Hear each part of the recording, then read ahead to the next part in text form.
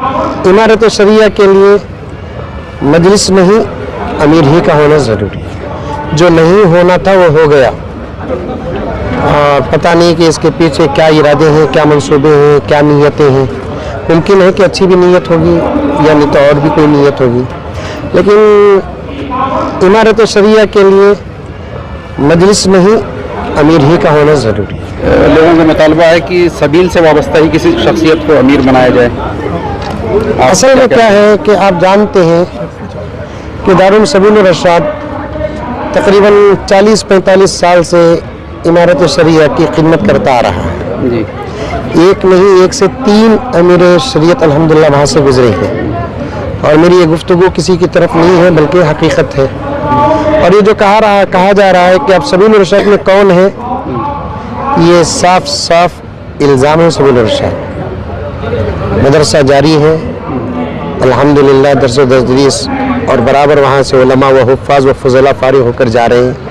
और आज भी अल्हम्दुलिल्लाह बड़े हज़रत शाह अबू सऊद अहमद साहब रहमतुल्लाह अलैह के दौर के फ़ुज़ला असातिज़ा बने बैठे हैं, और वो हज़रात भी सबील रशाद के अंदर मौजूद हैं जिन्होंने 3 अमीर शरीयत को देखा है। ना होते तो कुछ और बात थी, रहकर ना बनाना मैं समझता हूँ कि ये मुनासिब वक्त है। दस्तारबंदी के एक जलसे में है, दूसरी तरफ सोशल मीडिया पे नहीं समझ रहा हूँ मैं, जो उछाल रहे हैं उनसे पूछिए ना, हमें तो अभी दस्तार पिना कर आए हैं। नहीं होना चाहिए इस किस्म की तबसरे, भी अदब के साथ होना चाहिए, लेकिन जब इतने तबसरे हो रहे हैं तो कुछ अच्छे अदब के साथ जवाबी कार्रवाई भी तो होना चाहिए।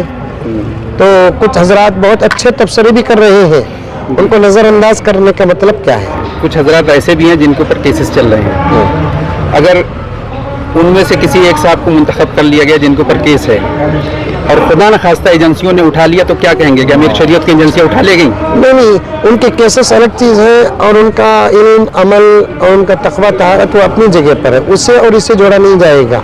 ऐसे बहुत सारे हजरात हैं जो बड़े बड़े ओहदों पर फाइज हैं, उनके ऊपर बड़े बड़े केसेस भी हैं। मैं वही बोल रहा हूँ कि केस का ओहदे से, इस ओहदे से कोई ताल्लुक नहीं है, लेकिन सवाल केस को लाकर ओहदों के साथ न जोड़े। सवाल है ना इमारत उनका करता रहेगा, तो ये बताएं। ऐसे बहुत सारे उलमा किराम हैं जिनके पीछे केस पड़े हुए हैं ना, तो यहाँ वो मसला नहीं आया है। अच्छा, तो इसका मतलब ये है कि अदब तरीके से उनको उछालने पर कुछ लोग साथ दे रहे हैं अंदरूनी तरीके से, ऐसा नहीं होना चाहिए।